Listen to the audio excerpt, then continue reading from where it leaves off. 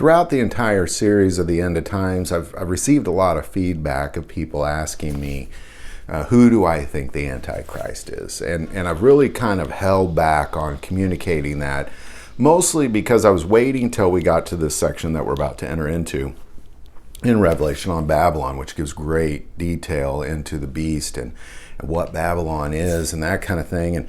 And as we talk about this, I just want to make a couple very, very important notes. First and foremost, the revealing of the Antichrist is restrained by Jesus Christ. Let's start there. So there's a revealing that will take place, but it's being restrained by Jesus Christ. And we see that in 2 Thessalonians 2, starting verse 5. Do you not remember that when I was still with you, I told you these things?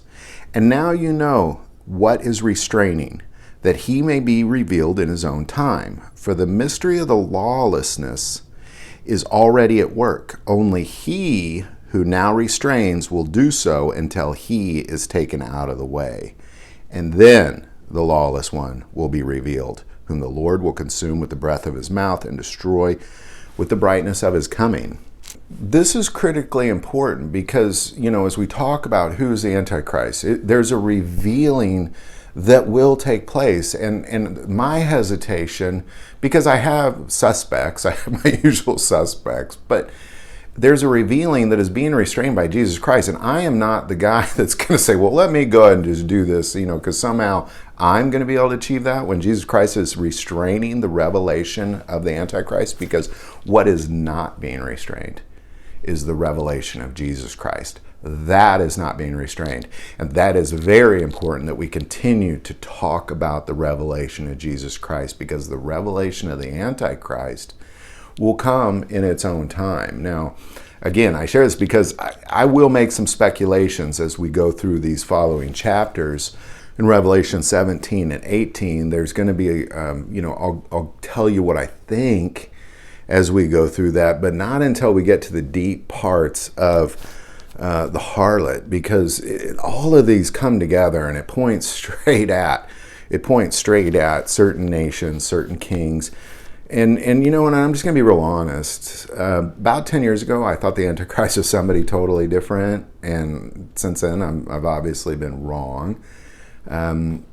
So again, the revelation of the Antichrist is at its own time. And it will be revealed. And what does that revelation look like? Well, I believe there's two things that will reveal the Antichrist, that will show the whole world that he's either God or he is an Antichrist. Most of the world is going to follow him as God.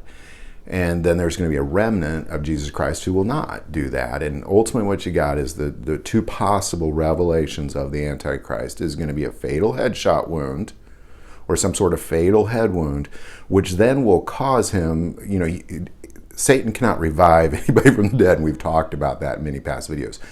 But what he can do is make an image of the Antichrist, and it says specifically in Revelation 13:15, he was granted power to give breath to the image of the beast, that the image of the beast should both speak and cause as many as would not worship the image of the beast to be killed. So it's an image. It's not a real thing. It's a satanic, led by Satan, causing an image, some sort of, image of the Antichrist, because the Antichrist is dead. And it's causing the image, is breathing life into the image. And, so I believe that will be a revelation. When you see a world leader take a fatal head wound and then show up to work the next day, that'll definitely be a revelation. And at that moment, most of the world is going to start worshiping him as God. While a small remnant will then say, well, whoa, wait a second, there's clearly, you got to read this here in the Bible. That's not what's happening here. And the other possible revelation is when he sits in the temple and declares himself to be God. That'll be a very clear revelation as well. So I just want to make this very clear as we get into this, because this question just keeps popping up over and over and over again. Who do I think the Antichrist is? He will be revealed. I want you to know that. He will be revealed, and you will know because of either he takes a fatal head wound and shows up to work the next day, or he sits in the temple and declares himself to be God. And most of the world is going to be following him and cheering him on and really just rooting for him, because he will deceive many with signs and wonders, and there will be a small remnant who will not be deceived. So I just want to make that very clear before we get into these chapters of, kind of where Babylon is and who is the Antichrist, that it is restrained by Jesus. The revelation of the Antichrist is restrained by Jesus, and until he gets out of the way and takes that restraining away, it's not my job. And I'm glad I didn't do it. There was a part of me that a year ago I wanted to tell you who it was, but I'm glad I didn't, because it is being revealed in its own time, and it is definitely being restrained by God. The revelation of Jesus Christ is fully open, but the revelation of the Antichrist is still sealed. Love to hear your thoughts on all that. Put it in the comments below. If you like this video, click like and subscribe. If you feel called to support this channel with Patreon, that link is also below. But the most important part of this channel, we take prayer requests. Never hesitate to send that in. Thank you for watching this episode of God, Family, and Guns. And as always, love God, love your family, and love guns.